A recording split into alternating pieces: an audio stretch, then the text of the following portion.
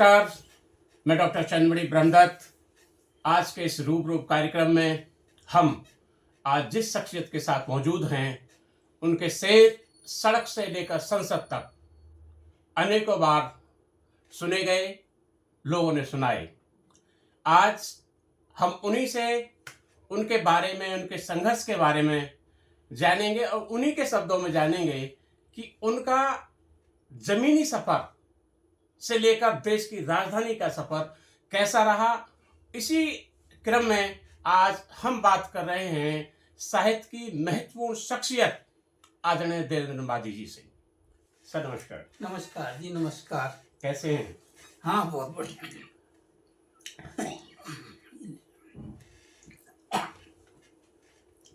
मैं बहुत बढ़िया हूँ जी। आप अपना सुनाएं। मैं अच्छा हूँ। देश में जब साहित्य की अगर हम बात करते हैं जी, तो बहुत सारी शख्सियतों के साथ जो अपनी अपनी जगह स्थापित हैं, जी, एक महत्वपूर्ण नाम उभर कर आता है देवेंद्र माझी जी। और दूसरा एक वो व्यक्तित्व जो हरियाणा प्रांत के मेवात में पैदा हुआ, जी, उसका सफर या उसका संघर्ष उसको दिल्ली खींच लाया, जी, जी, या उसका विद्रोह उसको दिल्ली खींच लाया। तो मैं ये जानना चाहूंगा कि देश की जो शख्सियत हैं, जो आप जिनके पद चिन्हों पे चले और आप फिर अपना आप खड़े हो गए, उसी तरह से खड़े हो गए, तो मैं चाहूंगा वो सफर इतना आसान तो रहा होगा नहीं। बहुत कठिन था, बहुत कांटों भरा सफर रहा है भैया जी। हाँ, मैं दरअसल मैं पढ़ा करता था जब वो हाँ 7वीं 8वीं में जी। तो उस समय बॉम्बे में एक फिल्म डायरेक्टर हुआ करता था देवेंद्र गोयल जी, जिसने एक फूल दो माली, अच्छा, 10 लाख, हाँ, धड़कन, इस तरह की फिल्में बनाई थी। हाँ, बड़ी महत्वपूर्ण फिल्म थी उस समय की, प्रसिद्ध। तो उस समय क्या होता था, ये टीवी वगैरह थे नहीं। हाँ, अखबारों में संडे को जी, विज्ञापन छपते थे फिल्मों के। हाँ, उसमें देवेंद्र गोयल का नाम छपता था। संयोग से मेरा नाम भी देवेंद्र है और मेरा उपनाम गोयल है। हाँ, वैश्य परिवार में पैदा हुआ। बिल्कुल। तो मैं वो उसका नाम काट के अपनी कॉपी पे चिपकाता था और मन ही मन ये संकल्प करता था कि मैं एक दिन ऐसा बनूंगा कि मेरा नाम अखबारों में छप जाए। बिल्कुल। पत्र पत्रिकाओं में मेरा नाम छपे। बिल्कुल। फिर कविता का शौक लग गया। छुटपुट कविताएं मैं करता रहा। कॉलेज में जब पहुंच गया जी, तो मेरा वास्ता मेरे उस्ताद से पड़ा, जिन्होंने मुझे तरतीब से शायरी का खागा सिखाया जी। वो जनाब सद्दीक अहमद थे जी। वहां से मेरी शायरी शुरू हुई। घर वाले चाहते थे मैं व्यापार करूं। नहीं, परंपरागत जो बच्चा जिस परिवार में पैदा हुआ वो चाहते उसी तरह से, फिर आपने ऐसा विद्रोह कैसे कर दिया? हाँ, मैं बता रहा हूँ ना, मेरा परिवार चाहता था कि मैं व्यापार करूं, कोई उनके बिजनेस को संभालूं। लेकिन मैंने वो संकल्प ले रखा था कि मेरा नाम छपे। अलग करना है। हाँ, कुछ अलग करना। हाँ, लीक से अलग हट के करना है। और मेरा एक शेर है, ये भी एक इम्तिहान होता है, कौन महफिल की शान होता है जी।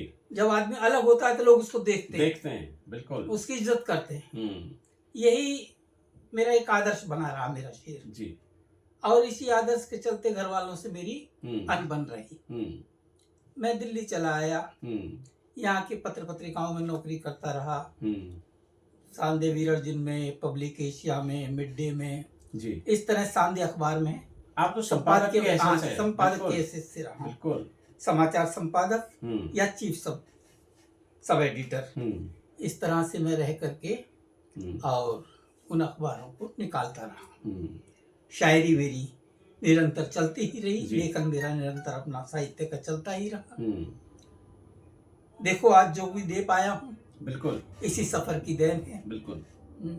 लेकिन मैं माझी साहब एक चीज ये पूछ रहा हूँ कि उस दौर में, जी जिस दौर में आप तराजू की जगह आप कलम उठा रहे थे, जी। तो माताजी और पिताजी ने तो बड़ा विद्रोह किया होगा, बड़ा समझाया भी होगा हाँ कि इतना आसान तो था नहीं कि वहां से निकलकर कलम को पकड़ना, ऐसी कलम को जहाँ कुछ मिलना नहीं है नाम के अलावा। बहुत समझाया, हम्म और बल्कि मैंने उनको पता ना लगे कि मैं लिखता हूँ, क्योंकि अभी अखबार में छपने लगा था मैं। बिल्कुल। इसीलिए मैंने अपना नाम देवेंद्र गोयल से बदल के देवेंद्र मांझी कर लिया, अच्छा, ताकि उन्हें ये पता ना लगे उनका बेटा उनका बेटा है और कोई है। लेकिन कुछ समय बाद उनको पता लग गया कि ये इसने नाम बदल रखा है, और अनबन रहती ही थी। हाँ। जिसका नतीजा ये हुआ मुझे घर छोड़ना पड़ा, और घर छोड़ करके मैं चला आया दिल्ली। पहले जयपुर गया, कुछ समय वहाँ यंग लीडर अखबार निकलता था जी, उसमें काम किया। वहां से कुछ सीखा, बहुत कुछ सीखा। और फिर दिल्ली आकर के मैंने संपादकीय विभाग में नौकरी की। लेकिन जिस तरह से आप नौकरी निकले, तो आप साहित्य के लिए थे जी, लेकिन आजीविका के लिए आपको आजीविका के लिए पेट तो भरना है। हाँ, उसके लिए नौकरी चाहिए। और समाचार पत्र एक ऐसा था कि वहां भी लेखन होता था, बिल्कुल, और साहित्य में भी लेखन होता। तो ये दोनों अपने बहन हैं, बहन भाई हैं, मतलब एक कुल खानदान के हैं। बिल्कुल। इसलिए मैंने समाचार पत्र को तरजीह दी। अच्छा, जिस तरह से जैसे आप समाचार पत्र में आ गए, बहुत सारे शेर, मैं सीधी सीधी बात पर आ रहा हूँ, बहुत सारे शेर आपके आम आदमी यानी सड़क से लेकर संसद तक लोगों ने कोट किए जी। कैसा लगता है? अच्छा लगता है। मुझे लगता है कि वो संकल्प मेरा ठीक था। हाँ, लोग आज मुझे याद करते हैं, मेरे शेर याद करते हैं। खासकर ये शेर मेरा आम आदमी की जुबान पर और महफिलों में खूब गूंजता है। जिंदगी हमने यार जी ऐसे, जिंदगी हमने यहाँ जी ऐसे, जिंदगी हमने यार जी ऐसे, मुंह बनाकर शराब पी जैसे। अच्छा, बहुत सुंदर। कड़वाहट जिंदगी में होती है, बिल्कुल, उतार चढ़ाव होते हैं, बिल्कुल। जिस तरह शराब में कड़वाहट होती है, तो जिंदगी से उसको जोड़ा गया। बिना अनुभव के तो आप इतनी बारीक बात नहीं लिख सकते सर। हाँ, अनुभव रहा ना, बहुत सारे अनुभव भी रहे होंगे जीवन में, कुछ खट्टे मीठे अनुभव जरूर बताएं। यहाँ तक का सफर बिना खट्टे मीठे अनुभव के तो हुआ नहीं होगा। और इतनी जो बारीक शायरी लिखी गई है। कॉलेज में पढ़ता था जी, कहाँ पर पढ़ते थे? नूह में ही, यासीन मेव डिग्री कॉलेज में। अच्छा, यासीन मेव डिग्री कॉलेज जी। तो इमरजेंसी लग गई। मैं जो है झंडा लेके इमरजेंसी के खिलाफ खड़ा हो गया। ये एक बहुत महत्वपूर्ण बात मैंने सुनी आपके बारे में कि जब इमरजेंसी लगी कि आप उस समय सबसे युवा थे। हाँ, 18 साल के आसपास। मैं 18 साल का था जी, पढ़ता था। तो मैं झंडा लेके खड़ा हो गया, उठा के मुझे गुड़गांव की जेल में पटक दिया। अच्छा, हाँ, वहाँ रहा काफी समय। अच्छा, बाद में निकल के आया तो जो लोग जेलों में रहे, काफी लोगों से मेरे संबंध बने जी। आपके यूपी में चौधरी चरण सिंह से बड़े अच्छे संबंध थे, मुझे बहुत प्यार करते थे जी जी। तो उन्होंने देवीलाल को कहा, देवीलाल ने कहा, तो देवीलाल ने कि भाई तुम नौकरी कर लो पब्लिक रिलेशन ऑफिस में जी जी।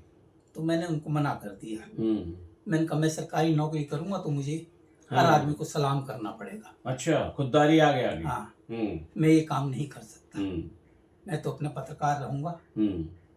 वो ठीक है। तो मैं अपने पत्रकारिता में रहा, नहीं तो वो मुझे पब्लिक रिलेशन ऑफिस में भेज रहे थे। अच्छा, हाँ, कई बार कहा चौधरी देवीलाल। लेकिन जैसे इमरजेंसी की जो बातें होती हैं देश में, और सारी जगह लोग उसको अपनी अपनी तरह से परिभाषित करते हैं जी। आपका क्या अनुभव था 1975 की इमरजेंसी का? देखिए, सब कुछ तो बंद था। ना आप बोल सकते थे, ना आप लिख सकते थे।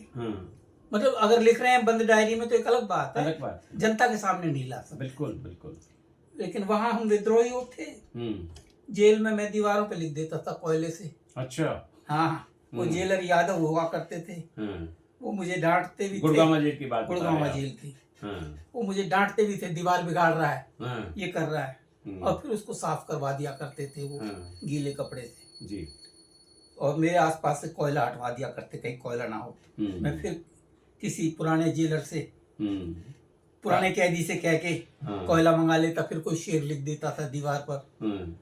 तो इस तरह का सिलसिला चलता था वहाँ। तो उस समय का कोई जेहन में कोई उस दौरान का कोई शेर होगा आपके उस समय का जेहन में? सबसे बढ़िया शेर मेरे से एक ही हुआ था, जी, जीवन जीना हाँ। खास नहीं है। जीवन जीना खास नहीं है। जीवन जीना खास नहीं है, बस मुझको अभ्यास नहीं है। अच्छा अच्छा, बस मुझको अभ्यास नहीं है। बढ़िया बढ़िया। और जो आपके साथ जो उस समय इस जेल शेर में को थे। कहने का मतलब था एक, जी, कि वहां कुछ लोगों ने उस समय जी हजूरी शुरू कर दी अच्छा, सत्ता की, हाँ, और बहुत लाभ उठाए। हाँ, हाँ, मैं चूंकि विद्रोह में था, हाँ, विपक्ष में आ गया एक तरह से, हाँ, जेल में रहा, तो कई बार मन करता था यार तू भी तो ये हाँ, हाँ, खुशियां ले सकता था। बिल्कुल, मन बहुत कमजोर होता है। हाँ, हाँ, फिर अपने आप को समझाता था। आखिर ये शेर निकल के आया, जीवन जीना खास नहीं है, बस मुझको अभ्यास नहीं है। बढ़िया बढ़िया। हाँ। उसके बाद जब आप इमरजेंसी से निकले, जब जेल यात्रा से आप निकले, उसके बाद का फिर का सफर, फिर आपने दिल्ली की तरफ रुख किया। दिल्ली की तरफ रुख किया मैंने। हाँ, दिल्ली पत्र पत्रिकाओं में लगा रहा, हाँ, हाँ, बच्चे पालता रहा, लेखन करता रहा भैया। आज एक बार भाग गया था फिर दिल्ली से। अच्छा, हाँ, वो वाकया क्या है? दिल्ली से ये था कि सन 94 में दिल्ली मिड डे को बंद करने का फैसला अचानक ले लिया। जी, उनके मैनेजमेंट ने। हाँ जी, मैं चीफ सब एडिटर हुआ करता था। जी, मुझे बड़ी तकलीफ हुई हाँ, कि हम इतनी मेहनत करते हैं और ये 1 मिनट में कुछ भी फैसला ले जाते हैं। मुझे अब नौकरी करनी ही नहीं। मैं राजस्थान के झुंझुनू जिले में चला गया। जी, वहाँ मैंने जमीन ली, एक इंडस्ट्री लगाई। अच्छा, लेकिन मैं फेल हो गया। उसका कारण था कि जितने में गवर्नमेंट हमें, भारत सरकार कच्चा माल देती थी, उतने में तो चाइना बना बनाया माल नहीं जाता। बिल्कुल बिल्कुल। क्योंकि मैंने CPW की फैक्ट्री थी, उसमें क्लोरीन गैस लगती थी और ऑयल लगता था जी, उनका ही रिएक्शन होता था। तो सब सरकार से मिलता था जी जी बाकायदा। लेकिन वो महंगा पड़ता था। वो महंगा पड़ता था, तो नुकसान, उसका बाजार नहीं मिला, नुकसान हो गया। नुकसान चले गए। नतीजा ये हुआ कि मैं नुकसान देके फिर वापस दिल्ली लौट आया और आज तक दिल्ली में बना हुआ। लेकिन जैसे बहुत सारे देश में आपके शिष्य हैं। हाँ, काफी लोग शायरी कर रहे हैं। हाँ, आप जिन्होंने मुझसे सीखा, जिनको आपने कलम पढ़ कर चलना सिखाया, बताया। हाँ भैया, मतलब कोई बहुत सारे शिष्यों की लंबी परंपरा है। दिल्ली से मैं उनको बता देता हूँ। हाँ, नहीं फोन पर भी आप सहज उपलब्ध हैं। लेकिन बहुत सारे शिष्य ऐसे हैं आपके जो बड़े ऊंचे मुकाम पर है जी, और आपको बड़ी खुशी होती होगी कि मेरा कलम से मेरा चलाया हुआ बच्चा, मेरा पढ़ाया हुआ बच्चा, मेरा सिखाया हुआ बच्चा आज वहाँ उस मुकाम पर। ऐसे कुछ चेहरे। हर बाप अपने बच्चे को कंधे पे बैठाता है। बिल्कुल, वो इसीलिए बैठाता है कि बच्चा मुझसे आगे देखे। गुरु भी ये कोशिश करता है कि उसका शिष्य बिल्कुल उससे आगे की बात, आगे सोचे जी, तो खुशी होती है। ऐसे बहुत से चेहरे हैं। अशोक वर्मा, हाँ, अशोक वर्मा बताया, बिल्कुल बिल्कुल है ये। शशिकांत जी हैं। हाँ, शशिकांत जी, हाँ जी। अब आजकल नया लिख रहे हैं मनीष मधुकर जी जी। सुषमा भंडारी हैं, जी हैं, और बहुत से नाम हैं, दोहे वगैरह वो बॉम्बे से। हाँ, रवि केडिया जी हैं। हाँ जी। और वैसे भी आप तो फोन पर भी बड़े सहज उपलब्ध होते रहते हैं। हाँ, 3-4 व्हाट्सएप ग्रुप हैं, उनमें मैं बताता हूँ। उनमें लगभग एक नया लड़का निकल रहा, अच्छी शायरी कर रहा है। वो है अमरीश राजन। हाँ, अमरीश राजन, नोएडा से। जी जी जी। अच्छा, वो आपका शिष्य हाँ है। मेरा हाँ, शिष्य जी जी। और अच्छे शेर कहना है। पहली बार जैसे आप लिख रहे थे, जी विशेष रूप से, हालांकि आपने साहित्य के कई अन्य क्षेत्र विधाओं में भी लिखा है, लेकिन शायरी और शब्दकोश में जो आपका नाम है, शायरी की पहली वाली जो आपकी जो प्रकाशित कृति थी, वो कौन सी थी और कहाँ से, किस तरह से आई? सबसे पहली कृति तो मेरी ये समुद्र के दायरे ही थी। ये समुद्र के दायरे। जी जी। और ये प्रकाशक तो मैं भूल गया जी। इसका दूसरा एडिशन मंजली प्रकाशन ने छापा था। अच्छा, मंजरी योगेश भार्गव जी योगेश वाले। भार्गव जी। जी जी। उसके बाद तीसरा चौथा पांचवा हाँ, 3-4 एडिशन निकले इसके। जी जी। वो केबीएस प्रकाशन ने छापा। अच्छा, कि ये संजय जी वाले। संजय जी। हाँ हाँ। अच्छा, इसमें आपके कुछ चुनिंदा शेर होंगे जो आपके बिल्कुल प्रारंभिक काल के होंगे, पूरी ऊर्जा के साथ। क्यों ना इस शहर को आग लगा दी जाए, क्यों ना इस शहर को अब आग लगा दी जाए। आप कहेंगे कि अब ऐसी आग लगी हुई है तो आप क्यों लगवा रहे हो? जी नहीं। क्यों ना इस शहर को आग लगा दी जाए जी। महफिले यार को शोलों से सजा दी जाए। या और शेर देखें इसमें। जी। क्या बात है शबाब पे होते हुए बहार। बहार अपनी जवानी पर है। बिल्कुल। बसंत ऋतु अपनी जवानी पर है।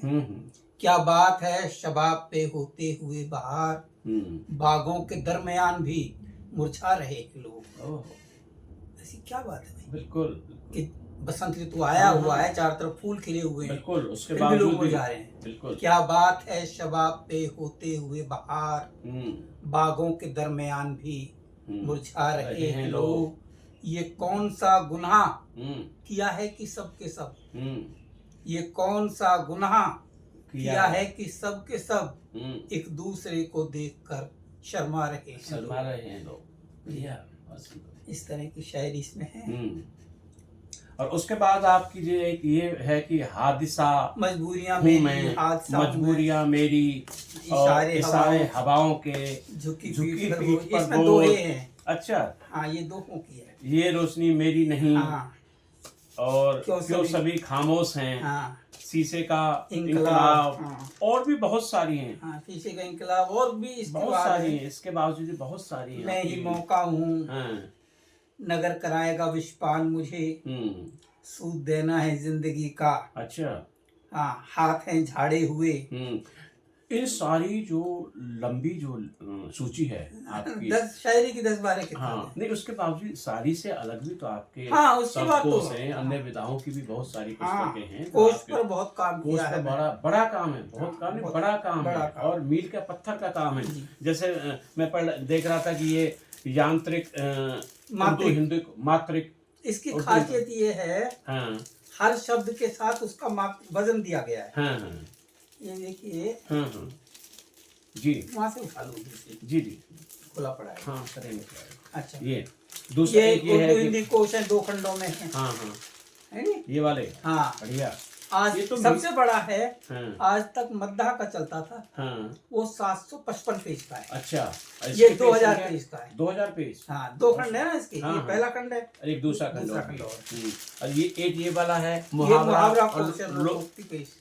लोकोक्ति कोश। हाँ, ये 755 पेज का है। अच्छा, तो ये जो काम है ये मील के पत्थर वाले काम है। इसके साथ देखिए आप, मैंने इस तरह का काम बहुत किया है। जी जी। दर्शन, हाँ हाँ, फिलॉसफी पर। जी, दर्शन एक अध्ययन। हाँ, ये फिलॉसफी है। बढ़िया। और एक ये वाला जो है, इसके भी तो कई खंड हैं आपके। हाँ, इसके माझी तुकांत कोश के। माझी तुकांत कोश, इसके 2 खंड छप गए हैं। हाँ हाँ, और कुछ अभी 4 खंड बिना छपे हैं। हाँ हाँ। ये कितने पेज की है? ये 2200 पेज छप चुके हैं। देखिए, ये मील का पत्थर है। हाँ, विश्व का सबसे बड़ा है तुकांत कोश। आप देखिए, आप मेरे से ज्यादा अच्छी तरह से वाकिफ हैं कि दादा तुलसीदास या दादा कबीर जब लिख रहे थे तो उन्होंने उस समय के लिए तो नहीं लिखा होगा। नहीं, उन्होंने कल्पना भी नहीं की होगी। अपने समय में कभी रिवार्ड नहीं मिलता। अपने समय में कभी रिवार्ड नहीं मिलता, कभी प्रशंसा नहीं मिलती, कभी पुरस्कार नहीं मिलता। अपने समय में पुरस्कार सिर्फ चापलूस लोग पाते हैं। बिल्कुल, ये सब जो सच लिखता है, सच्ची हाँ। कविता लिखता है, सच्चा लेखन करता है, सत्ता उसके खिलाफ रहती है, क्योंकि वो सत्ता के खिलाफ कोई बात है लिख देगा। सही बात। तो उसको अपने वक्त में कभी भी लेकिन जैसे ये जो मील का पत्थर जो काम है, इस तरह का जो काम है, ये मुझे याद करेगा। कभी सरकार की निगाह नहीं पड़ी इस पर? आपको बताऊं आश्चर्य की बात? बिल्कुल सही बताओ, इसमें क्या है? आप तो वैसे दिल्ली क्रांति मुझे कभी मानने को तैयार नहीं है। मतलब उनकी नजर में कभी नहीं बुलाते किसी प्रोग्राम में। अच्छा, दिल्ली हिंदी अकादमी, दिल्ली सरकार, साहित्य अकादमी, भारत वाली, ना जी, मतलब ही नहीं होता है। हाँ, या उनका ये मानना होगा, या तो अपने आप विद्रोही तेवर या छोड़ दो, लेकिन जब पूरे जीवन काल में नहीं छोड़ा तो अब 70 वर्ष के ऊपर कहाँ छोड़ पाएंगे? अब तो संभव ही नहीं है। तेवर है जो कुछ है। अब मैंने एक चीज लिख दी कि राम तो लौट भी आए अयोध्या में, मगर राम तो लौट भी आए अयोध्या में, मगर मेरी खुशियों का कभी खत्म ना बनवास हुआ। ओह, मेरी खुशियों का कभी भी खत्म ना बनवास हुआ। पेट की आग बुझाने का सलीका ही तो है। पेट की आग बुझाने का सलीका ही तो है। नाम पर उसके सही आज भी उपवास हुआ। बिल्कुल, मतलब रोटी नहीं। बिल्कुल। अब ये कांग्रेस की सरकार थी, तो उसने समझा कि मैंने उसके खिलाफ लिखा है कि हमारे शासन में रोटी नहीं मिल रही है। बिल्कुल। आज एनडीए की सरकार है, वो सोच रही है हमारे खिलाफ लिखा है। लेकिन आपने तो जो सच है ना वो लिखा है। मैंने तो वो लिखा है, आप थोड़ी लिखा है। अब इसमें पक्ष और विपक्ष आप ढूंढते रहे, मेरे तो काम नहीं है। मेरा काम तो सच्चाई का बयान करना है। बिल्कुल। लेकिन कुछ लोग तो ऐसा ही मानते होंगे ना कि जैसे कि आप इमरजेंसी के दौरान जेल गए, तत्कालीन जो सरकार थी उसके विद्रोह में आप जेल गए, विरोध में जेल गए, तो आपके जो संबंध, जहाँ तक मुझे जानकारी है, भारत के प्रधानमंत्री रहे हैं चौधरी चरण सिंह जी, उनसे हैं, रहे हैं, देवीलाल जी से रहे हैं, राजनारायण से रहे हैं, बहुत राजनीतिक लोगों से, अभी भी जिनमें कुछ हैं उनसे आपके बहुत अच्छे राजनीतिक संबंध रहे हैं। क्या उनकी निगाह आपके साहित्य पर नहीं पड़ती जो देश दुनिया की निगाह पड़ती है? देखो, मैं हालांकि एक बात मैं बीच में माजी साहब टोक रहा हूँ आपको, आपके शेर कई बार कई विधानसभाओं में और संसद में कोट किए गए। बिल्कुल ठीक कह रहे हैं आप। मैं आपसे अर्ज कर दूं जी, जब तक मैं पत्रकारिता कर रहा था, कोरोना से पहले तक जी, तब तक सबकी नजरों में मैं था, सब मेरी बात सुनते थे। अब कोई नेता बात करने को तैयार नहीं है, क्योंकि मैं कुर्सी पर नहीं हूँ पत्रकारिता की। आप समझ रहे हैं? बिल्कुल। उनको कुछ हासिल नहीं होगा मुझसे। बिल्कुल। किताब है, छप जाती है, मैं भेज देता हूँ, पता नहीं पढ़ते भी होंगे, नहीं पढ़ते तो होंगे, क्योंकि शेर जो कोट करते हैं, देखो, पढ़ते हैं 100% पढ़ते हैं तो तभी तो मैं बार ये बात कह रहा हूँ कि एक सड़क का आदमी, सड़क से संसद तक अगर आपके शेर कोट किए गए हैं, किए जा रहे हैं, तो पढ़ते तो हैं, लेकिन वो मुझे जवाब नहीं देते। आपको जवाब नहीं देते जी। तो कभी आपने सरकार से कुछ मांगा नहीं? किस सरकार से मांगू? किसी भी सरकार से। मुझे तो शुरू से विद्रोही, आपको आश्चर्य होगा, मैंने बताया ना जी, हिंदी साहित्य अकेडमी मुझे कभी मानने को तैयार ही नहीं है। अच्छा, तो मैं सरकार से क्या मांगू? हरियाणा सरकार ने, उर्दू अकेडमी ने मुझे जरूर ये पुरस्कार रखा हुआ है, ये सम्मान जी, तो 1 लाख रुपए दिया था। 4 साल हो गए जी। और मेरी एक उर्दू की गजल संग्रह को सराहा था। अच्छा, दिल्ली से तो मुझे कुछ उम्मीद नहीं। ये 30 जिस तरह से, लेकिन आप तो आजकल जो ये सारा जो काम है आपका लेकिन एक चीज और भी है, आपके जो शिष्य हैं वो तो बड़ी महत्वपूर्ण ओहदे पर भी हैं। तो हैं, लेकिन आपने मना कर दिया कि भाई मैं समझौता नहीं करूंगा। मैं अपने पिता से कभी 98 नहीं मांग पाया। अच्छा, तो ना, कभी नहीं। माँ से तो अक्सर मांग लिया करता था, पिता से मैंने नहीं मांगा। तो वो जज्बा, वो सोच आज भी वो जज्बा मैं मांगता नहीं किसी से। मेरे संबंध आपसे हैं। आप क्या हैं? होंगे। बिल्कुल सही बात है। मेरे संबंध आपसे, मैं अपना काम लेकर आपके पास नहीं जाऊंगा। ये बात तो आपने बहुत जगह सुनी है मैंने। हाँ, ये मेरी फितरत है। हाँ, ये बात तो मैंने बहुत जगह सुनी है कि भाई खुददारी देखनी है तो मांझी साहब के पास जाके देखिए। बहुत से ऐसे नेता, अब आपको बताऊं, हाँ, अब फंसेंगे। नहीं, बिल्कुल बिल्कुल। इस समय दिल्ली प्रदेश बीजेपी का जो अध्यक्ष है, वो मेरा शिष्य रहा है। अच्छा। उसको मैंने पत्रकारिता सिखाई। सचदेवा जी।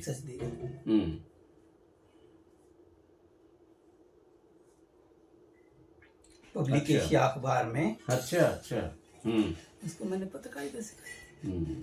अब मैं उसके पास जाऊं तो कुछ भी करवा, मतलब आज की तारीख में शायद दिल्ली में कुछ भी हो जाए। बिल्कुल सही कह रहे हैं, लेकिन आपकी खुददारी जायज नहीं देती ना। मैं नहीं चाहता। फिर उन लोगों में आप लोगों में अंतर भी नहीं रह जाएगा जो नाम। फिर पता नहीं, आज तो भ्रम है बिल्कुल कि मेरा आदमी है। बिल्कुल। कल उसने काम नहीं किया, हाँ, वो भ्रम भी टूट जाएगा। मैं क्यों एक पीड़ा और पालूं भ्रम तोड़ने की। बेहतर है उनके पास जाओ ही मत।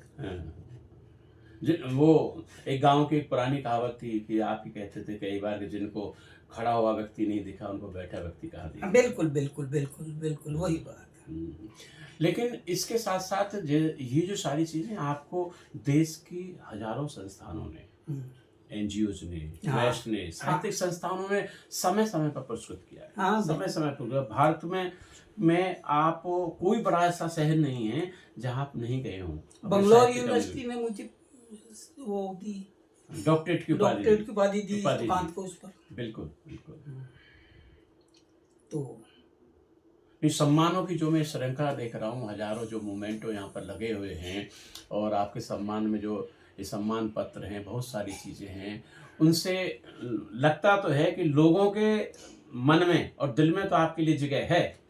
आम आदमी तो मुझे प्रेम करता है, स्नेह देता है, लेकिन जो सरकारी उस पर बैठे हैं, कुंडली मारे हुए, उनका कोई भरोसा नहीं। ये टीस है कि मूल्यांकन, ये सच भी है कि मूल्यांकन, देखो दर्द तो होता ही है, झूठ कहने से कोई अर्थ नहीं है। बिल्कुल कि इतना कुछ लिखने के बाद भी अगर मेरी गिनती कहीं नहीं हो रही है। हाँ, बिल्कुल बिल्कुल। हालांकि मैं उनके सर्टिफिकेट का मोहताज भी नहीं हूँ। नहीं, सर्टिफिकेट तो आपके ये जो शब्दकोश है इनको तो दुनिया याद करेगी। इनसे ज्यादा लाइब्रेरियों में हैं, लाइब्रेरी में हैं, बच्चे पढ़ रहे हैं। इनसे ज्यादा बड़े सर्टिफिकेट और होंगे नहीं। लेकिन एक व्यवस्था जो चीज होती है कि भाई एक व्यवस्था की एक चीजें होती हैं कि भाई व्यवस्था के अनुसार ही सारी चीजें चली जाए ना देश के। ऐसा नहीं कि आपने काम नहीं किया और आपके जानने वाले, आपको मानने वाले या आपके शिष्य या बहुत सारे लोग आपके यहाँ वहाँ नहीं है, लेकिन वो ये है कि आप कहते नहीं, अब वो देखते नहीं।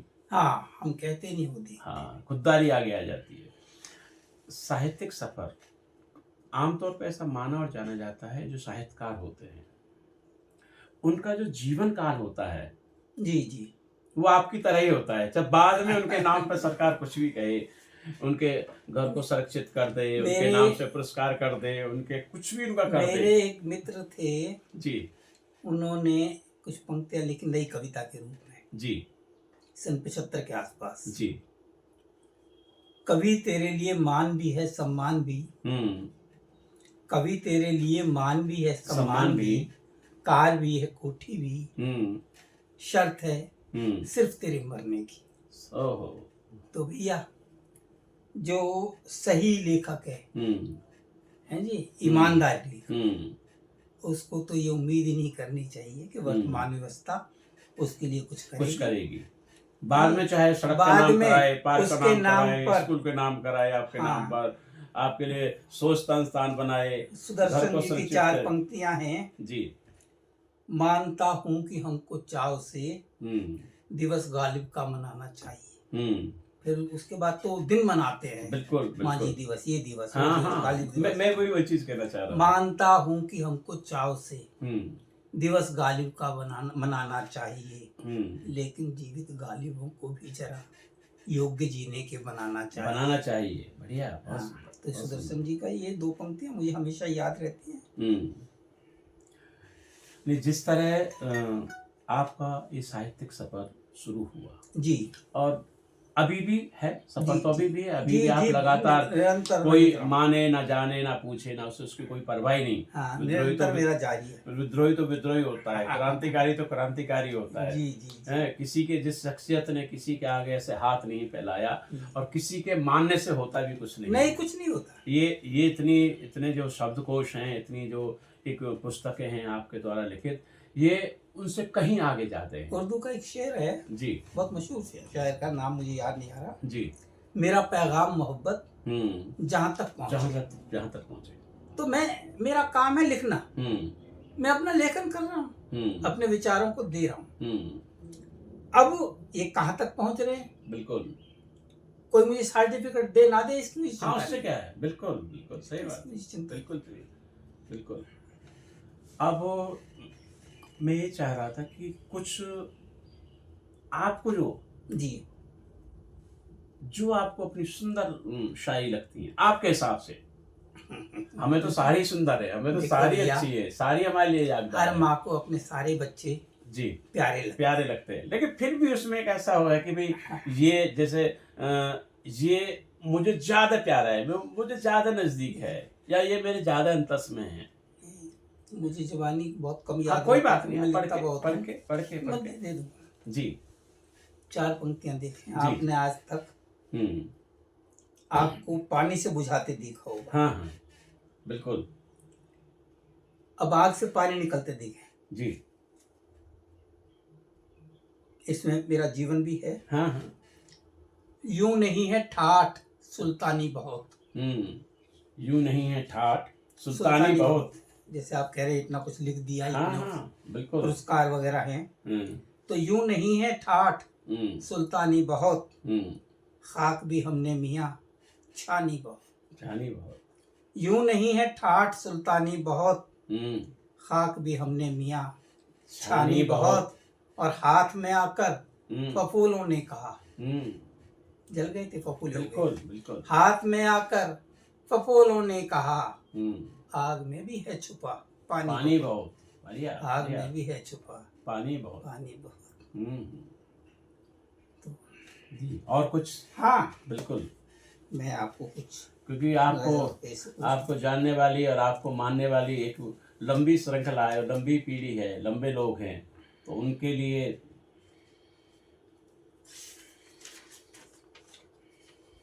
और आपको एक चीज कह दूं, मैं उनसे और एक चीज कह रहा हूँ, आपसे मुझे साक्षात करने में लगभग 8 वर्ष लगे इंतजार के रूप में। ऐसा ही है भैया। हाँ हाँ जी। 4 पंक्तियां और पढ़ता हूँ उसके बाद में। जी। सीने में चटक जाए ना सर्द आह के पत्थर। सीने में चटक जाए ना सर्द आह के पत्थर। सीने में चटक जाए ना सर्द आह के पत्थर। चलकर किसी भट्टी पे जरा आग ही पी लें। सीने में चटक जाए ना सर्द आह के पर्वत। चलकर किसी भट्टी पे जरा आग ही पी लें। इस शहर में यूं लोग मुझे घूर रहे हैं। इस शहर में लोग मुझे यूं घूर रहे हैं। इस शहर में यूं लोग मुझे घूर रहे हैं। जो लाश की बू पाके झपटने लगे चीले। जो लाश की बू पाके झपटने लगे चीले। अब एक गजल के चंद शेर देखें। बिल्कुल।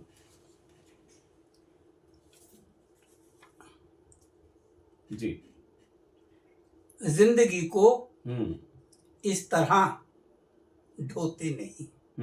जिंदगी को इस तरह ढोते नहीं। कुछ जिंदगी जीते हैं, कुछ ढोते हैं। जी।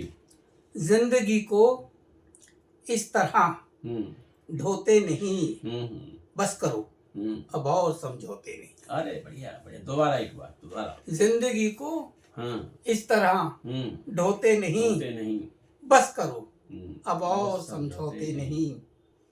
और इन दरख्तों से कहो इठलाए ना। सत्ता तुम्हारे पास है, बिल्कुल, बहुमत है, बिल्कुल, तो ये दरख्त है सत्ता। इन दरख्तों से कहो इठलाए ना। फूल और पत्ते सगे होते नहीं। अरे बढ़िया। इन दरख्तों से कहो इठलाए ना। फूल और पत्ते सगे होते नहीं। रोशनी कितनी है ये मत पूछिए, रोशनी कितनी है ये मत पूछिए, रात भर जुगनू कभी सोते नहीं, लगे रहते हैं अपने प्रयास में। जी। रोशनी कितनी है ये मत पूछिए, रात भर जुगनू कभी सोते नहीं। और आँख है तो और ये पल जाएंगे, आँख है जिंदा तो और ये पल जाएंगे, टूट जाए ख्वाब तो रोते नहीं। बढ़िया। कौन लाता नाव मांझी इस जगह, कौन लाता नाव मांझी इस जगह, हम जो अपने आप में होते नहीं। बढ़िया। अगर लेखक ईमानदार नहीं होता तो देश का ये हाल नहीं होता। जो तरक्की पे देश जा रहा है, विश्व में नाम है जी, इसके पीछे लेखकों की भी बहुत बड़ी भूमिका है। बिल्कुल बिल्कुल बिल्कुल। अब वो उसमें चाहे कोई प्रोज में लिख रहा है, चाहे कोई पोएट्री में, तो वो अलग बात है। बिल्कुल। लेकिन लेखकों की एक बहुत बड़ी भूमिका है। लेकिन माजी साहब, जिस तरह की बहुत सुंदर गजल, और मैं तो ये कहूँगा कि आपने कई लोगों पर वार किया है इसमें। मैंने तो किसी पे वार नहीं किया। मैं किसी व्यक्तिगत टिप्पणी नहीं कर रहा हूँ, लेकिन समझने वालों के लिए आपने बड़ी सलीके से कई लोगों पे वार किया है, दरक्कत के माफिक, दरक्कत के को जो शब्द के माफिक। लेकिन आज का जो समय है जी, आप जैसे जो लोग हैं जी, जो लिख रहे हैं, वास्तविक रूप से जो लिख रहे हैं, वो इसी तरह हाथ से पढ़ रहे हैं, और जो सत्ता किसी भी सत्ता के साथ हैं, जी जी, और सत्ता के समांतर लिख रहे हैं, वो मालामाल हैं। हाँ, दर्द है, दर्द है ना। नहीं बयां, ये तो देखिए, अगर साहित्यकार अभिव्यक्ति नहीं करेगा तो जी बताए। बिक तो जाता मैं भी लेकिन, ओहो, बिक तो जाता मैं भी लेकिन, बिक तो जाता मैं भी लेकिन, बड़ा जानदार शेर है। नीचा ग्राफ ना कर पाया मैं। हाँ, मैं अपना ग्राफ नीचा नहीं कर पाया। और जिन लोगों को सम्मान मिले हैं वो अपनी नजरों में गिर रहे हैं आज की तारीख में। ऐसे बहुत से नाम हैं, मैं नाम लेकर के विवाद नहीं, नाम विवाद की आवश्यकता ही नहीं है। हमारा बहुत ऐसे बहुत से चेहरे हैं जो गले में पट्टा डलवाते हैं, पुरस्कार पाते हैं, और फिर अपनी ही नजरों में गिर जाते हैं। सत्ता के समांतर चलते हैं, समर्थक और समांतर, और फिर अपनी ही नजरों में गिर जाते हैं। अपने संबंधों का, संपर्कों का पूरा इस्तेमाल भी कर रहे हैं। हाँ जी, राजनीतिक लोग करते हैं तो करते हैं, लेकिन साहित्य के लोग भी कर रहे हैं। आंख मिला के बात नहीं कर पाते हैं, इसमें कोई दो राय नहीं है जी। वो लिख ही नहीं रहे।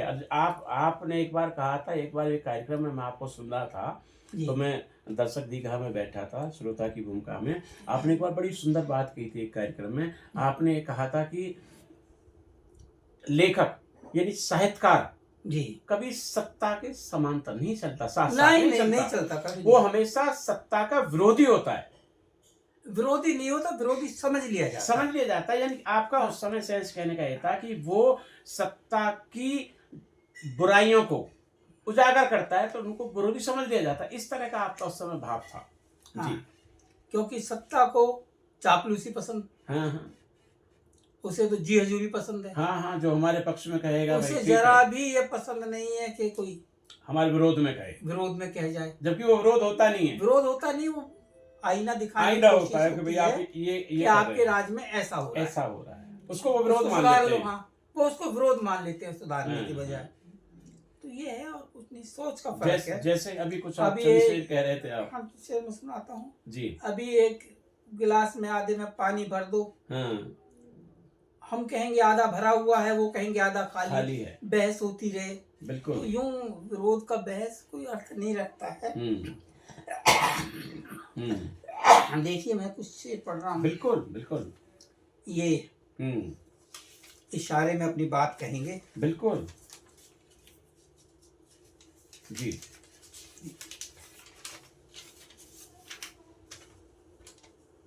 कोई तावीज ले आया, नक्कश गंडा बनवाते हैं ना। बिल्कुल बिल्कुल।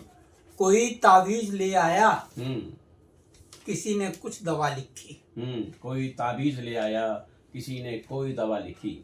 कोई तावीज ले आया, किसी ने कुछ दवा लिखी, कि यूं भूखे की किस्मत में जमाने ने शिफा लिखी। मतलब एक भूखा आदमी है, भूख से मर रहा है, उसको रोटी कोई नहीं दे रहा है। बिल्कुल। कोई तावीज गंडा बांध रहा है उसको, कोई डॉक्टर से दवाई करवा रहा हूँ, बिल्कुल। कोई ताबीज ले आया, हम्म, किसी ने कुछ दवा लिखी हम्म, कि यूं भूखे की किस्मत में हम्म, जमाने ने शिफा लिखी।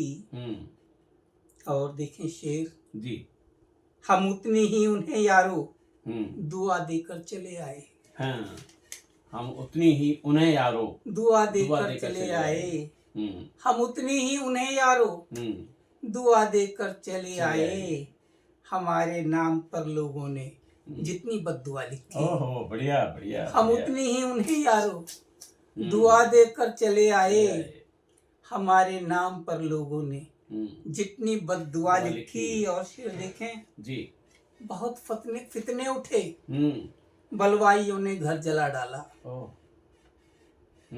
बहुत फितने उठे, बलवाइयों ने घर जला डाला, हकीकत जिंदगी की आज कागज पे ये क्या लिखी। ये पोजीशन है, हकीकत लिखो तो आप बिल्कुल नजरों में खटक जाओगे। बिल्कुल। बहुत फितने उठे, बलवाइयों ने घर जला डाला, हकीकत जिंदगी की आज कागज पे ये क्या लिखी। और शेर देखें, सच्चाई देवताओं की समझ आई मुझे उस पल, सच्चाई देवताओं की समझ आई मुझे उस पल, सच्चाई देवताओं की समझ आई मुझे उस पल, जब आंखों से निकलकर आंसुओं ने प्रार्थना लिखी, जब आंखों से निकलकर आंसुओं ने प्रार्थना लिखी। और आखिरी शेर है, पसीने आ गए मांझी न जाने क्यों समंदर को, पसीने आ गए मांझी न जाने क्यों समंदर को, कि जब कश्ती ने लहरों पर मचल कर अलविदा लिखी, कि जब कश्ती ने लहरों पर मचल कर अलविदा लिखी। बहुत शानदार, बहुत शानदार। हाँ, और आपको सुना देता हूँ। बिल्कुल बिल्कुल सर, बिल्कुल। साहित्य में और साहित्य के क्या आम जनता में आपके चाहने वालों की लंबी लिस्ट है। हाँ, तो इसको जब आपके साक्षात्कार को देखेंगे और आपको सुनेंगे, उनको लगेगा कि हाँ, इसलिए बड़ा साधारण सब बातचीत के सिलसिले में अपनी सलीके से रिकॉर्ड कर रहे हैं। जी देखें, रहजन कहते हैं चोर को, बटमारों को, लुटेरों को। जी आज शासन में क्या हो रहा है जी, रहजनों की रहनुमाई, बाप रे, रहजनों की रहनुमाई, बाप रे, अब कयामत आई आई, बाप रे। ये तो बड़ा विद्रोही शेर है, देख लो आप मांझी साहब। वो तो सरकार दौर हो जाएगी, होती रहे, हर दौर की सरकार मुझसे नाराज रही है, कोई दिक्कत नहीं है। 70 की उम्र में भी समझौता नहीं करेंगे। अब आखिरी वक्त में क्या खाक मुसलमान होंगे। तो जी, रहजनों की रहनुमाई, बाप रे, अब कयामत आई आई, बाप रे। शेर देखें, बोलकर सच मैं जमाने से कटा, बोलकर सच मैं जमाने से कटा, हो रही है जग हंसाई, बाप रे। सब कहते हैं क्या नंगा फटीचर डोलता है, हैं? समझौता कर ले, तुझे भी पुरस्कार मिल जाएंगे, गाड़ी घोड़ा मिल जाएगा, किसी आयोग के सदस्य बन जाएंगे। हाँ, किसी साहित्यिक तो बोल कर सच मैं जमाने से कटा, हो रही है जग हंसाई, बाप रे। शेर देखें, राज सारा खोल इसने ही दिया, राज सारा खोल इसने ही दिया, आंख मेरी डबडबाई, बाप रे। कई बार अपने आप में बड़ी पीड़ा होती है, आंख भर आती है, राज मेरा खोल इसने ही दिया, आंख मेरी डबडबाई, बाप रे। और शेर है जी, हुस्न की वादी में अपने इश्क की, हुस्न की वादी में अपने इश्क की, हमने किस्मत आजमाई, बाप रे। दे के दिल अब चैन से हम रह सके, दे के दिल कब चैन से हम रह सके, हमने जो तोहमत उठाई, बाप रे। कोई आवारा कहता था, कोई कुछ कहता, दे के दिल कब चैन से हम रह सके, हमने जो तोहमत उठाई, बाप रे। और नाव डगमग होके मांझी रह गई, नाव डगमग होके मांझी रह गई, आंख सागर ने दिखाई, बाप रे। बढ़िया बढ़िया, बहुत शुक्रिया, बहुत बहुत बहुत बहुत शुक्रिया, बहुत सुंदर जी। अब और देखें जी जी, बिल्कुल जी। यूं तो सभी ठौर ठिकाने लगते हैं। यूं तो सभी ठौर ठिकाने लगते सबके हैं। अपना अपना है, सब चल रहे हैं अपनी चाल से, जी अपनी अपनी मंजिल पे पहुंच ही जाएंगे जैसे तैसे। जी। यूं तो सभी ठौर ठिकाने लगते हैं, कुछ कहने में यार जमाने लगते हैं। एक एक शेर कहने में मुद्दत हो जाती है। मुद्दत बिल्कुल। यूं तो सभी ठौर ठिकाने लगते हैं, कुछ कहने में यार जमाने लगते हैं। इसका मतलब साफ हुआ मैं भी कुछ हूँ। इसका मतलब साफ हुआ मैं भी कुछ हूँ। इसका मतलब साफ हुआ मैं भी कुछ हूँ। मुझ पर ही हर वक्त निशाने लगते बढ़िया हैं। बढ़िया बढ़िया बढ़िया। इसका मतलब साफ हुआ मैं भी कुछ हूँ। मुझ पर ही हर वक्त निशाने लगते हैं और गिर जाते हैं अपनी ही नजरों से वो।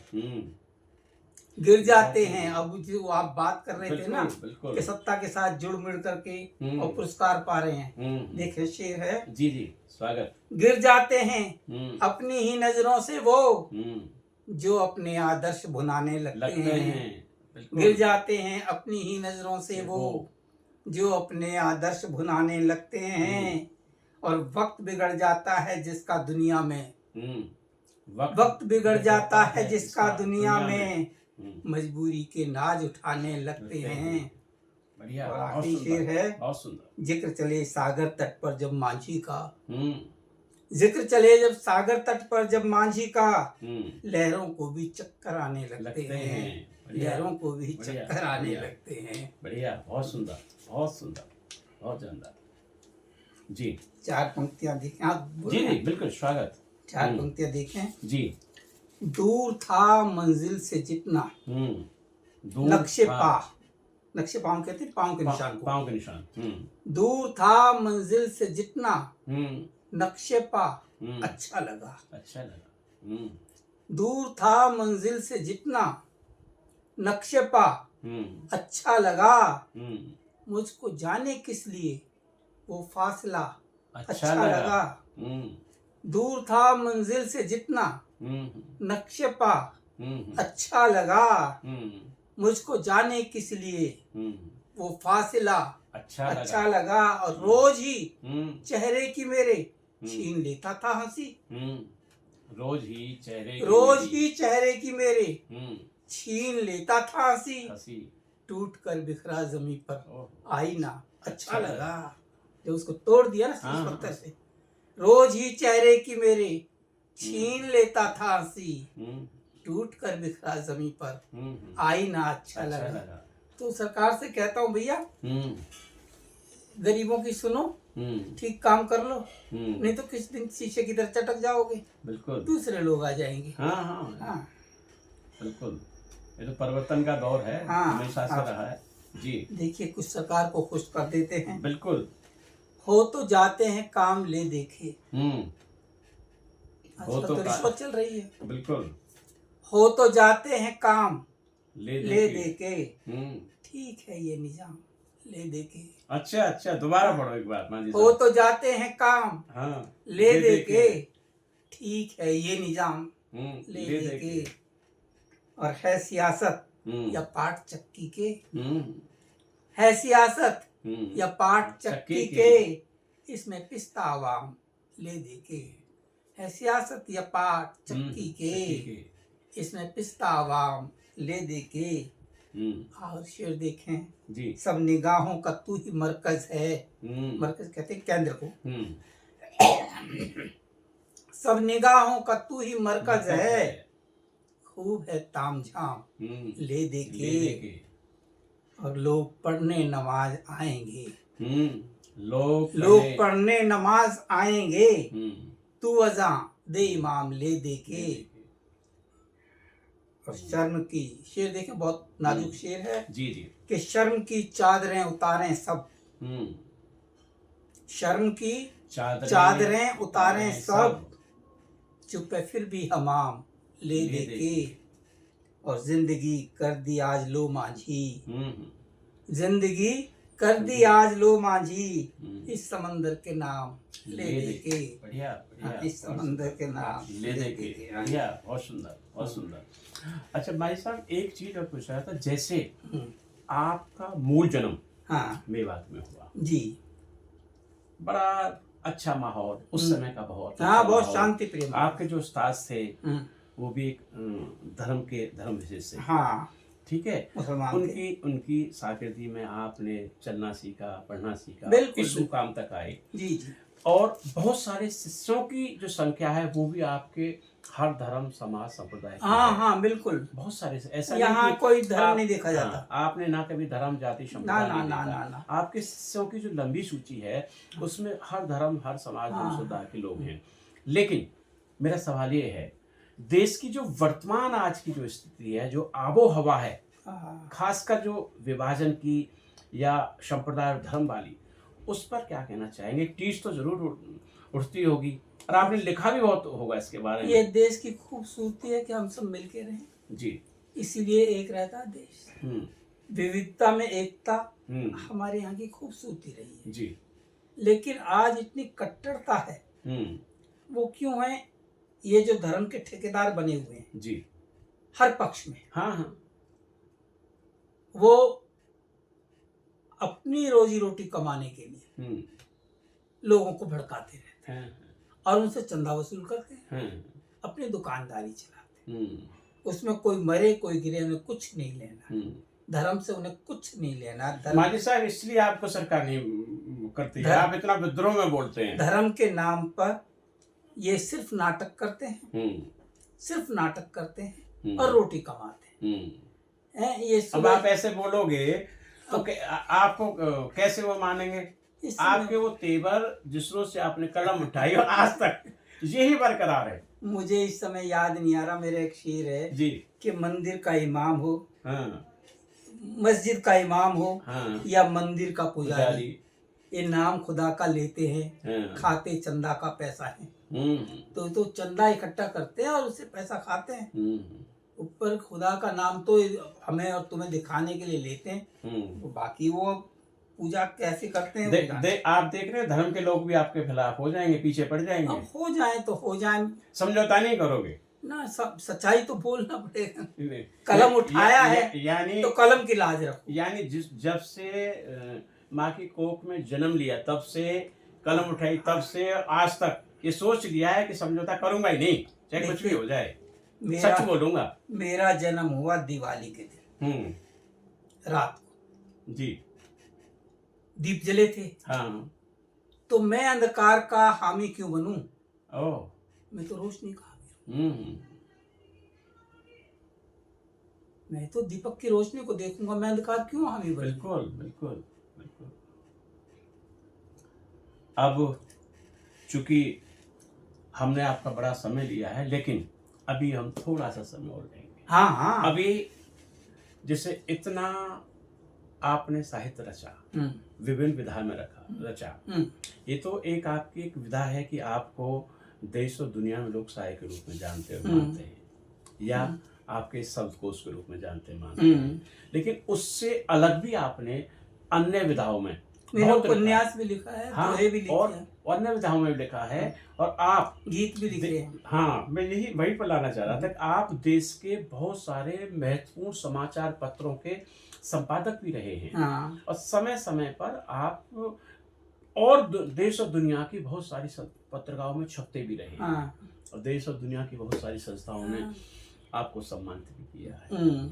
अब मन में ऐसी कोई चीज बाकी है कि ये नहीं हुआ और ये होना चाहिए था? हाँ जी, मैं बहुत दिन से योजना बना रहा हूँ जी।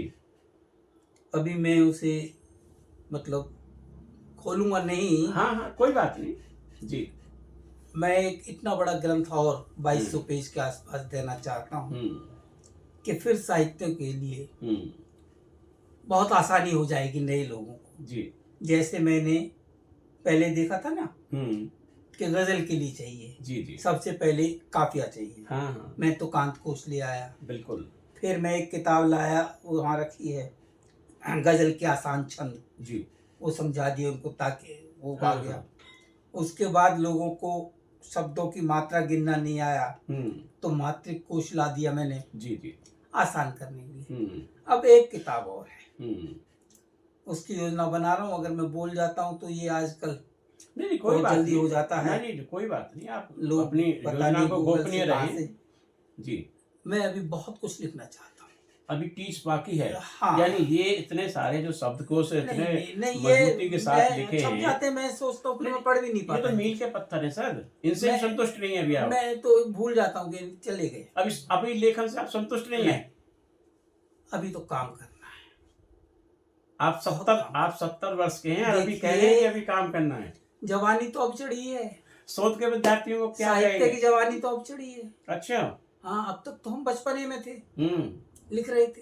नहीं, जो अनुभव तो अब आए, जो लोग आपके ऊपर शोध करना चाहते हैं, जो शोधार्थी आपके ऊपर शोध करना चाहते हैं, जो आपके साहित्य पर शोध करना चाहते हैं, वो अपनी दृष्टि से देखेंगे।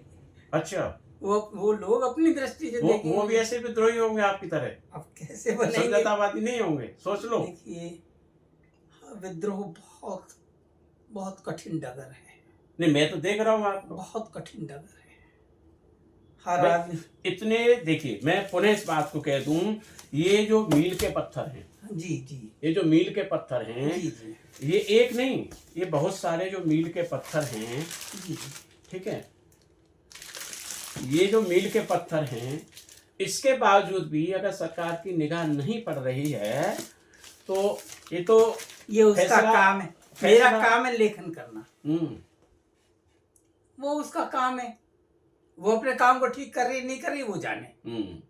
मैं अपना काम ठीक करूं, इस प्रयास में लग रहा हूं। भविष्य में ईश्वर करे आप 100 वर्ष तक जिए, उससे आगे तक जिए जी। लेकिन हम ये आप भी मानते हैं, हम सभी मानते हैं कि जब हम आए हैं तो हम एक ना एक दिन जाएंगे जरूर। हालांकि मुझे प्रश्न नहीं करना चाहिए, लेकिन आप तो कलम के सिपाही हैं, आपके दुनिया भर में शिष्य हैं, मैं भी उन शिष्यों में से एक हूँ। आप जब इस दुनिया से जाएं तो आपको दुनिया किस तरह से याद रखेगी? आप कैसा सोचते हैं? आपको कैसे याद रखे दुनिया? एक लेखक के रूप में तो रखना चाहिए दुनिया। वो तो रखेगी, लेकिन आप क्या सोचते हैं? अब देखिए, ऐसा है, मैंने थोड़ी देर पहले भी कहा था, ये दुनिया ही गिलास में आधा पानी है। दो दृष्टि, जी, पक्ष की विपक्ष की। या आधा पानी गिलास में है।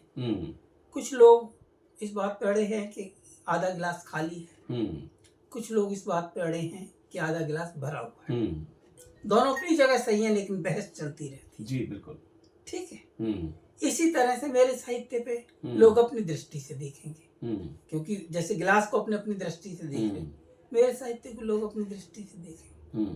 अब कौन किस दृष्टि से देख रहा है, उस पर निर्भर करता है। देखेंगे जरूर, 100% देखेंगे जरूर, लेकिन वो ये भी देखेंगे कि ऐसा एक जीवट आदमी था जो 18 साल की उम्र में उसने तत्कालीन सत्ता से नहीं डरा, उसके बाद अपनी कलम से किसी भी तरह की सरकार आई और गई उनसे नहीं डरा, हर सरकार ने उसको अपना विपक्षी माना, अपना विरोधी माना। वो आपके व्यक्तित्व को ऐसे भी देखेंगे शायद। ये तो बहुत पुराना है, 1985 1986 का, 1986। ये तो बहुत पुरानी है आपकी, ये तो 80 के दशक की हैं सारी आपकी जो छपे हैं। ये 77 की है, 77 में ये आप छपे हैं उस समय मेरे। 78।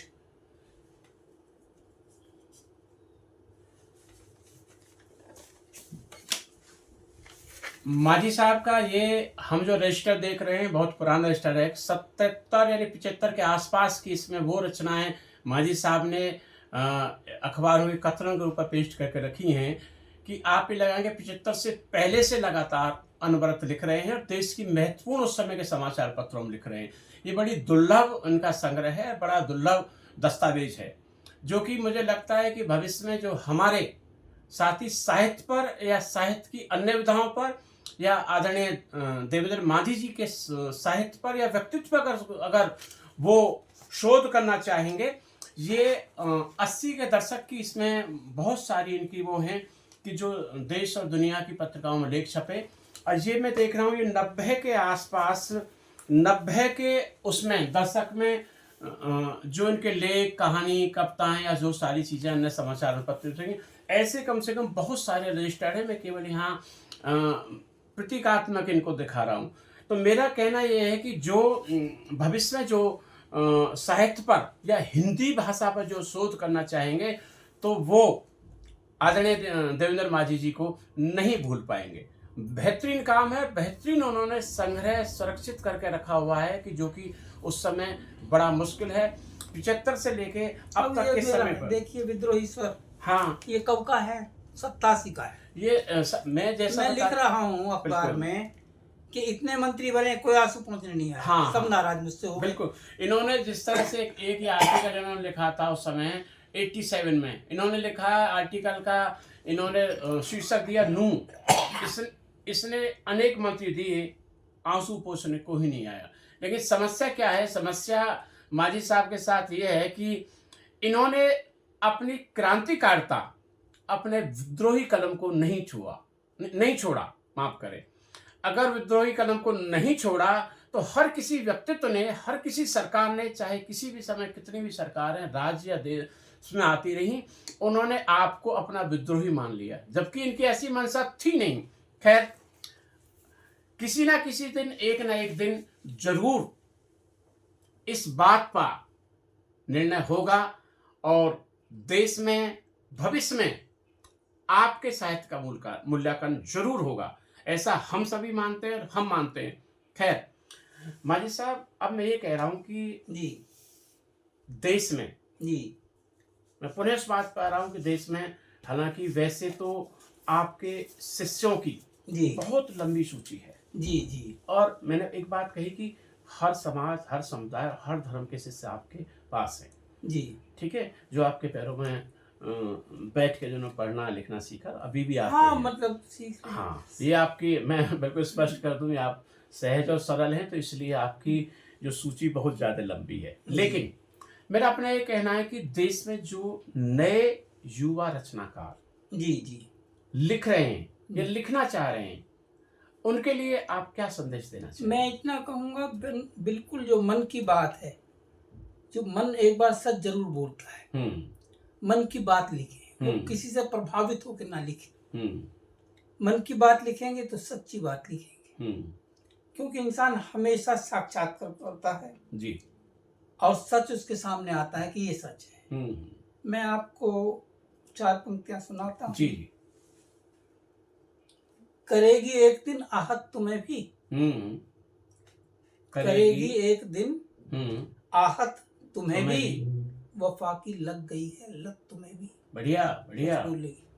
करेगी एक दिन आहत तुम्हें भी, वफा की लग गई है लत तुम्हें भी, और अकेले लेटकर बातें न करना, अकेले लेटकर बातें न करना, रुला देगी किसी दिन छत तुम्हें भी।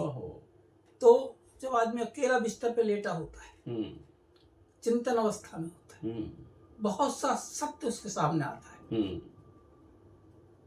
प्रलोभन भी आते हैं, बिल्कुल, कि ऐसा कर लूं, ऐसा कर लूं, लेकिन सत्य भी आता है कि नहीं, ऐसा होना चाहिए। वो सत्य को स्वीकार करे और आगे बढ़े। लेकिन आप जो बात, एक चीज में, अगर पुरस्कारों के जाल में फंस गए, ब्रह्म जाल में फंस तो जाओगे, अभी कुछ वाहवाही अपने परिवार से, रिश्तेदारों से, दोस्तों से ले लोगे, लेकिन बीच रास्ते में कहीं ना कहीं गुम हो जाओगे। बिल्कुल बिल्कुल बिल्कुल सही बात कह रहे हैं। अभी माझी साहब, मेरे दिलो दिमाग में एक बात आई, मेरा मन है कि मैं आपसे पूछ लूं जी। आपको 1975 की इमरजेंसी में जी देश ने और हरियाणा सरकार ने लोकतंत्र सेनानी माना। जी हाँ, जी, और आपको उसका लोकतंत्र सेनानी का दर्जा दिया। जी जी। देश के अन्य राज्यों में ताम्रपत्र दिया मुझे जी, और वो दिए कार्ड मुझे भी, मेरी पत्नी को भी जी। हरियाणा रोडवेज की बस जहाँ भी जाती है जी, हम जीवन पर्यंत उसमें फ्री में यात्रा कर सकते हैं जी, कोई किराया हमारा नहीं लगता जी। तो जिस तरह देश के अन्य राज्यों में उस समय जो लोकतंत्र सेनानी रहे या भारत में 1975 के आपातकालीन के दौरान जो जेल गए, ऐसे बहुत सारी शख्सियतें, हाँ, देश के हजारों लोग, देश के ऐसी बहुत सारी शख्सियतों में से बहुत से देश के लोग भारत की संसद और विधानसभा में जाकर बैठे। मैं और सबसे छोटा हूँ भैया, मैं उस समय 77 में चुनाव हुआ था, तो मेरी उम्र ही क्या थी।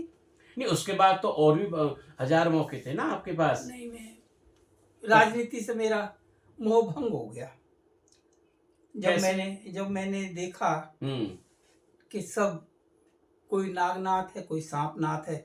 आप क्या कह रहे हैं? आपके पीछे पड़ जाएंगे लोग फिर? मैं सच कह रहा हूँ। अच्छा, बिना बेईमानी के तो राजनीति चलती नहीं। कितना ही बड़ा अपने आप को तमगा लगा के कोई कहे कि मैं ईमानदार हूँ, बिल्कुल झूठ बोलता है। मैंने अच्छे अच्छों को देखा है, बहुत अच्छे अच्छों को देखा है। आपके पीछे पड़ जाएंगे आप नागनाथ और सांपनाथ कह रहे हैं। मैं आपसे अर्ज करूं जी कि जेल से आकर जी 77 के चुनावों में 80 के चुनावों में मेरे इतने नेताओं से, राजनेताओं से संबंध बने, इतने करीब से मैंने उनको देखा कि राजनीति से मुझे बस ये कहिए कि घृणा हो गई। वोट जरूर देता हूं मैं, मतलब भारतीय नागरिक होने के नाते जी अपने अधिकार का प्रयोग करता हूं, लेकिन नेताओं की बातों में नहीं आता। कभी किसी पार्टी ने आपको टिकट के लिए ऑफर नहीं किया? किया जनता पार्टी ने किया। अच्छा। हाँ, कोशिश कर रही थी वो कि मैं नूंह विधानसभा से लड़ूं। उस समय इसके उसके सेक्रेटरी हो हरियाणा प्रदेश के कोहली साहब जी, और दिमाग से नाम उतर रहे हैं जी, कोहली साहब आए वहां पर इलेक्शन से पहले जी। तो सारे लोगों को इकट्ठा किया गांव में, सबने कहा कि भाई इनको खड़ा नूंह नगीना पे हुआ 3 कस्बे लगते हैं जी विधानसभा में। अब तो बदल गया है, पहले ये लगते थे जी जी कि मुस्लिम कैंडिडेट 3-4 खड़े होते हैं, ये अकेले खड़े होंगे तो निकाल लेंगे सीट। नहीं, आपका तो वैसे भी अच्छा उनसे संबंध है, सब समान संबंध अच्छे हैं आपके। नहीं, फिर भी अगर ये हिसाब से भी देखा जाए तो जी, लेकिन मैंने मना कर दिया। चुनाव लड़ना मेरा मकसद नहीं है, मेरा मकसद कुछ और है। मैं लेखन में आऊंगा, राजनीति में तो आप जब तक सत्ता में जिंदा है, बिल्कुल। मैं जब तक किताबों में हूँ, लाइब्रेरी में जिंदा रहूंगा, सैकड़ों सदियों तक जिंदा रहूंगा। हाँ, सदियों तक जिंदा रहूंगा, बिल्कुल। तो मैं छोटी जिंदगी क्यों नहीं जीऊं, बिल्कुल बड़ी जिंदगी जीऊं ना, किताब लिखूं। बिल्कुल। जीवन में ऐसा कुछ मन में है कि ये नहीं हुआ और ये होता, या ऐसी कोई नहीं बात? मैं बहुत जीवन से संतुष्ट पूरी तरह से। देखिए, मैंने अपने बच्चों के प्रति जिम्मेदारी पूरी निभाई जी, सबको पढ़ा दिया। बेटी आपने घर गई दोनों, बेटा अपने पैरों पे खड़ा है, बिल्कुल, और आज तो वो हमें ही खिला रहा है जी, बिल्कुल। हाँ, तो शिकायत उसको, अभी यूं तो पेट किसी का नहीं भरता, बिल्कुल, सारी जिंदगी मोह लगा रहता है, लेकिन मैं पूरी तरह संतुष्ट हूँ। अभी और कुछ करने बस ये है, साहित्य में भी बहुत कुछ करने का इरादा है। सिर्फ लेखन, जो मेरे अनुभव हैं उनको उतारना है, चाहे उसको मैं शायरी के माध्यम से उतारूं, चाहे मैं प्रोज के माध्यम, उपन्यास के माध्यम से उतारूं, या गीत लिखूं। अच्छा, अब माजी साहब, हम आपके इस बातचीत के अंतिम सोपान पर हैं जी। मैं पुनः इस बात पर आ रहा हूँ कि देश में जो आपके शिष्य जो हजारों की संख्या में हैं जी, उनके लिए क्या कहना चाहेंगे? उनके लिए क्या संदेश है? ईमानदारी से शेर कहें, नारेबाजी ना करें, और किसी की बातों में ना आए। खास तौर पर आज जो वातावरण है देश का सांप्रदायिक, उससे बचे। ऐसा कोई शेर ना कहें, ऐसी कोई कविताएं लेखन ना करें जिससे देश का सौहार्द खराब हो, देश का वातावरण खराब हो। यही सच्ची कलमकारी है, यही सच्चा लेखन है। अभी हम बात कर रहे थे देश के महत्वपूर्ण हस्ताक्षर, देश के वरिष्ठ साहित्यकार आदरणीय देवेंद्र माझी जी से। साथियों, आज की बातचीत बहुत सलीके की हुई और उन्होंने बड़ी अपने जीवन के संघर्ष की महीन बातों को बताया और बड़ी बेबाक टिप्पणी की। ऐसा व्यक्तित्व जो अपने जीवन में घर से विद्रोह कर कर दिल्ली चला आया, ऐसा व्यक्तित्व जो 18 साल की उम्र में जब उसके खेलने खाने और घूमने फिरने की उम्र थी, वो आपातकाल में का विरोध करते हुए जेल चला गया। ऐसा व्यक्तित्व जिसने कभी भी किसी भी नौकरी के साथ समझौता नहीं किया, जब मन आया नौकरी की, जब मन आया नहीं आया नौकरी छोड़ दी। वो व्यक्तित्व किसी बंधन में नहीं बंधा और जिसके शेर देश की सड़क से लेकर संसद तक और देश की कई अन्य विधानसभाओं के तक पहुंचे। इसी शख्सियत के साथ आज के इस कार्यक्रम में हम रूबरू थे। ऐसी शख्सियत का नाम है आदरणीय देवेंद्र माझी। कल यानी अगले कार्यक्रम में किसी अन्य शख्सियत के साथ एक बार पुनः रूबरू होऊंगा और उन्हीं बारीक और महीन बातों पर, उन्हीं संघर्ष के बातों पर पुनः चर्चा करूंगा। नमस्कार, धन्यवाद। नमस्कार जी।